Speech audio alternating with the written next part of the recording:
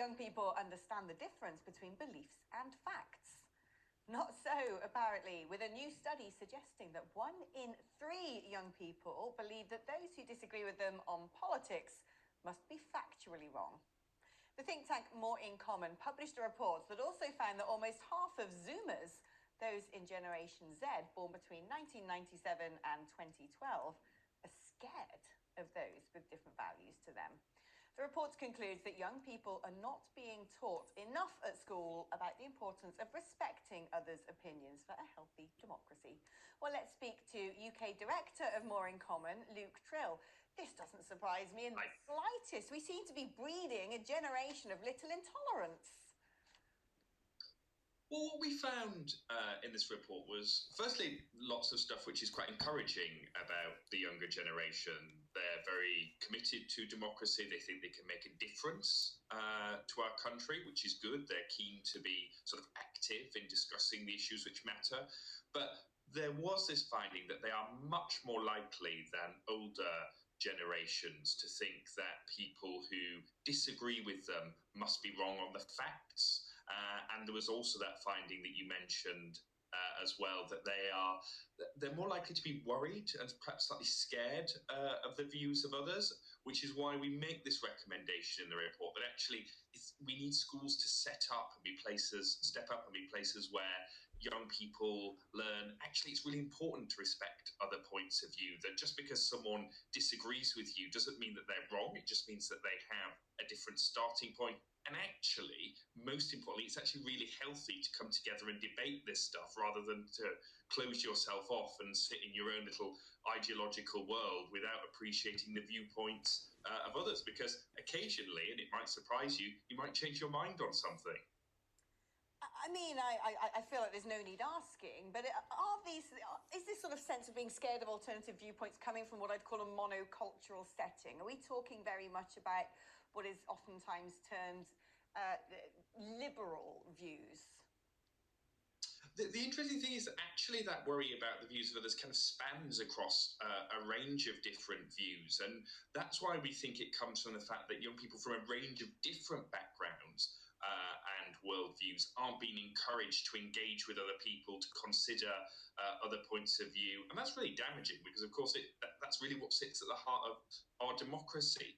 And what we're also saying in this report is that there's obviously lots of debate around sort of free speech in universities and on campus, but that ignores the fact that, only half the population go to university. The other half of the population don't, which is why this work needs to start much earlier in schools. We should have a really vibrant citizenship curriculum which talks about British democracy, our proud history of democracy, England as the mother of all parliaments, for instance, and makes young people feel that there's something really special and that they want to go out and defend it and advocate for our democracy. And central to that is being able to disagree with someone and recognising that, that doesn't mean they're wrong, it just means they're starting from a different place. What do you think is the main driving factor of this polarisation? Is it social media and the algorithms of social media encouraging everybody to exist inside echo chambers? Or is there something wrong with the staff caucus in many of our schools?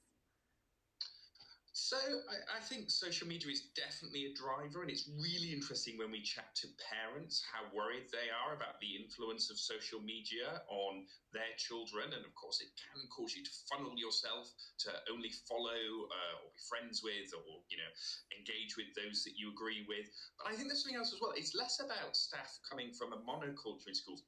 And it's more often that actually staff in schools can be quite worried about debating or talking about controversial issues because they think that actually, oh gosh, if we have this debate around free speech or something else, I'm going to end up on the front page of a newspaper for doing it. So we actually need to give schools and staff more confidence to engage with some of these, tricky issues and recognise actually we don't want to be sort of shielding young people from them. We want them to be engaging with them now, and they'll have a range of different views on them, and young people tend to be more liberal and progressive than older generations, and that's fine as long as they're being exposed to these issues and have a chance to think about them and debate. So, we just need to give our schools and teachers a bit more confidence that if they do that, they'll be rewarded for it rather than, facing the risk of some sort of public controversy. Do you think that we as a nation are therefore cultivating perennially intolerant people, or is there a likelihood that perhaps young people who might be inflexible in their viewpoints now will actually grow out of those behaviours as they reach adulthood? I think there's definitely something in that. It was interesting. We talked in one of our focus groups with a group of people about when the Oxford students voted to take down that photo of the Queen, and the reaction from most of the people in the groups is, isn't this just what students are always like? They do these things to sort of get attention or to create a fuss. And, we saw that in the 60s, 70s, 80s. So there's definitely some part of it which is part of a natural kind of, student life. But I guess just to take a step back, what we also found in this report was that across the country, there's a really worrying disconnect between people of all ages and our democratic system. People think our democracy doesn't work for them, that it's rigged in favour of the rich and powerful. 84% of people think that politicians look down on them in the UK today, which is why we think actually getting people interested and engaged with democracy at a young age is so important, because otherwise, as we see, right throughout, people start to turn away from it, and that's when you can end up with some really severe, extreme, and worrying consequences. Luke, thank you so much for coming on and discussing that today. It's a fascinating report. Sadly, I think we all kind of knew that young people are getting less and less tolerant. Luke Tryl there, UK Director of More in Common. Great to have you on.